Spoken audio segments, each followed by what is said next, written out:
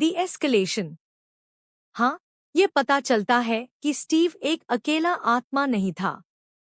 Steve एक gossip था और उसने अपने सभी दोस्तों को बताया कि एक बड़ा आदमी मुफ्त खाना दे रहा है। एक हफ्ते के अंदर स्टीव का अकेला नाश्ता क्लब हमारे पीछे के लॉन पर एक पूरे तरह से स्क्विरल रेव में बदल गया था। अब ये सिर्फ स्टीव नहीं था।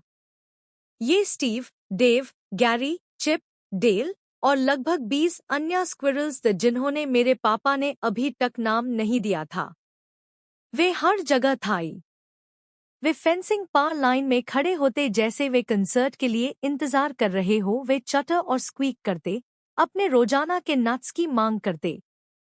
और मेरे पापा, खुदा उनकी भला करे, उत्साहित थे। वे सोचते थे कि वे स्क्विरलॉन के राजा बन गए हैं। उन्होंने पीनट्स बैच में खरीदना शुरू कर दिया। हमारा पैंट्री शेल्फ, जहां पहले पास्ता और कैन गुड्स रखे होते थे, अब ऑफिशियल स्क्विरल नट एम्पोरियम बन गया था। परंतु फिर स्क्विरल्स ने हिम्मत दिखाई। वे पापा के बाहर आने का इंतजार नहीं करते। वे अपने छोटे चेहरे हमारे पीछे के दरवाजे पर दबा देते, सिर्फ उन आंखों से पीछे देखकर।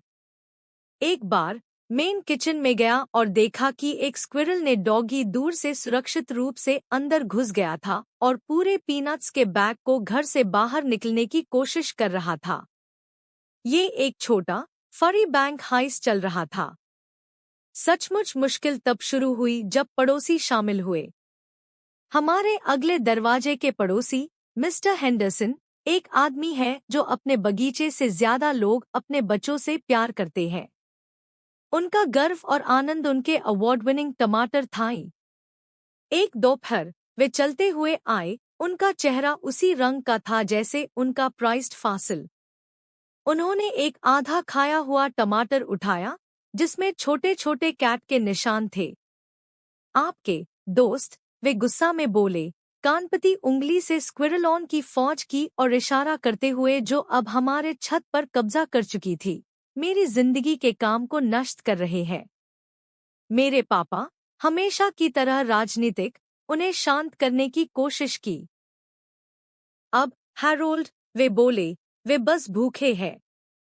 मुझे यकीन है कि हम कोई व्यवस्था तक पहुंच सकते हैं। मिस्टर हेंडरसन व्यवस्था के मूड में नहीं थे। वे स्क्विरल संकट को खत्म करना चाहते थे।